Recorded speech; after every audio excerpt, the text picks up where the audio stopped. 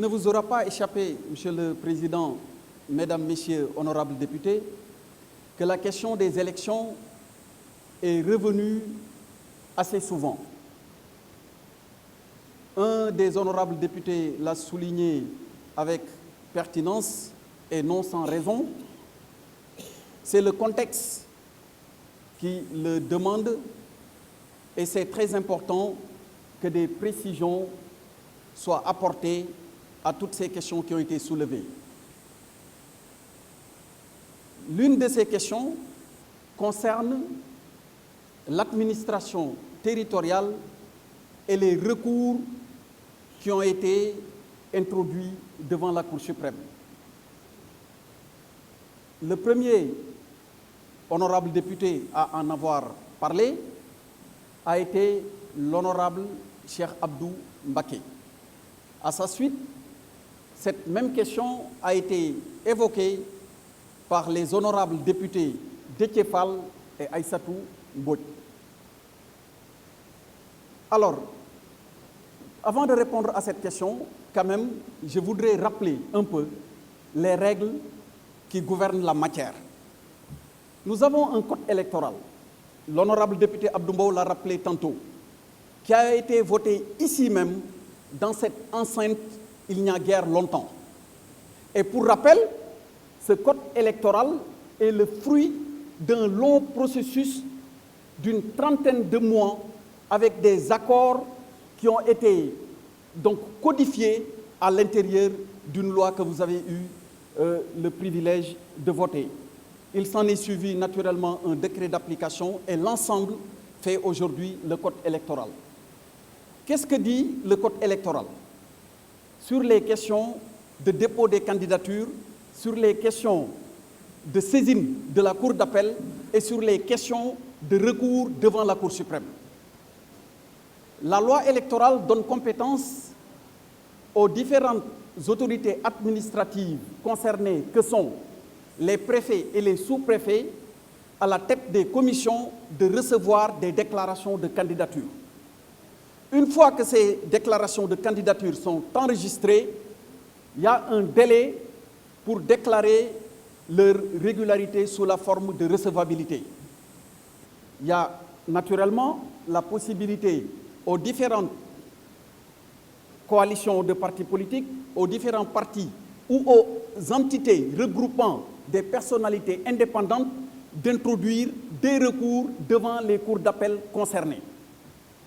À la suite des décisions de la Cour d'appel, les partis intéressés peuvent introduire un pourvoi en cassation devant la Cour de cassation. Voilà le rappel des règles qui gouvernent la matière du dépôt jusqu'aux décisions finales qui doivent être rendues par la Cour suprême.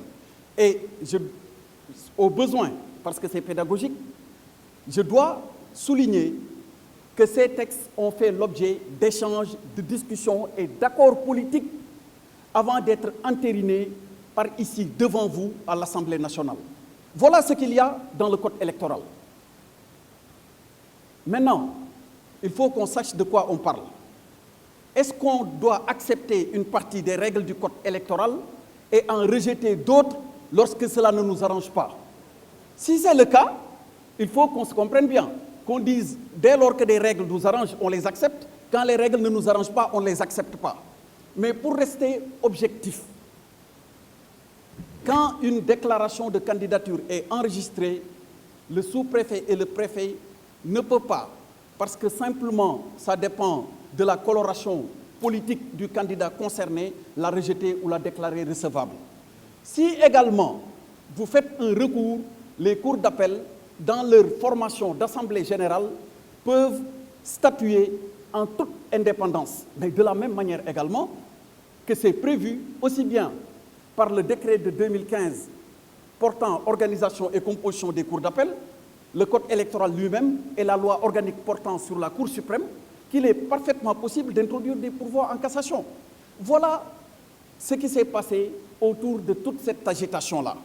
Et je voudrais rappeler d'ailleurs à ce sujet, vous vous en souvenez tous certainement, qu'avant que les cours d'appel n'aient eu à vider leur saisine sur ces questions, Vous avez entendu certaines personnes dire que la justice est instrumentalisée, que la justice va rendre des décisions favorables. Mais une fois que les cours d'appel ont rendu des décisions qui ont été favorables en partie, la justice a été réhabilitée et fort heureusement.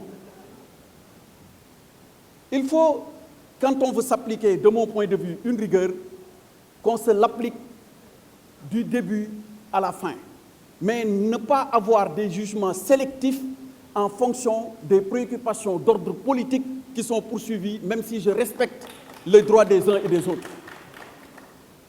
Alors, revenons sur les questions de ces recours-là.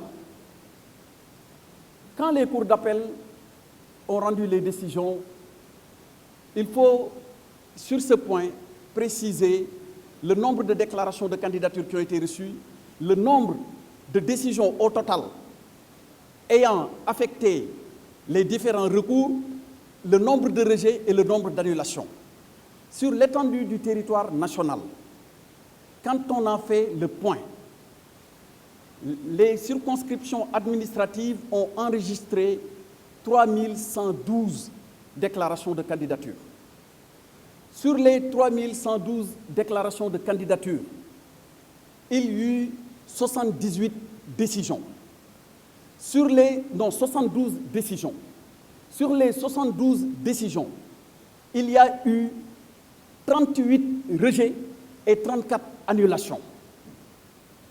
Voilà le point sur les différentes décisions quand elles ont été regroupées. Ce qui fait que le nombre d'annulations est même inférieur au nombre de rejets. Et sur ce nombre d'annulations, il y a eu 10 pourvois en cassation qui ont été portés par l'administration sous le canal de l'agence judiciaire et du ministère de l'Intérieur. On a dit ici à plusieurs reprises que l'administration n'a pas le droit de faire des recours.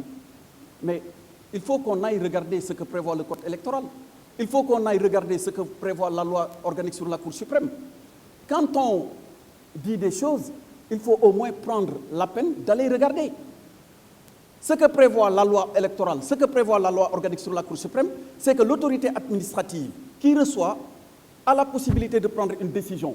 Mais lorsque sa décision elle est annulée, l'administration a la possibilité d'introduire un pourvoi en cassation. Et je dois préciser sur ce point que les pourvois en cassation constituent l'une des exceptions en matière de caractère suspensif du recours du pourvoi en cassation.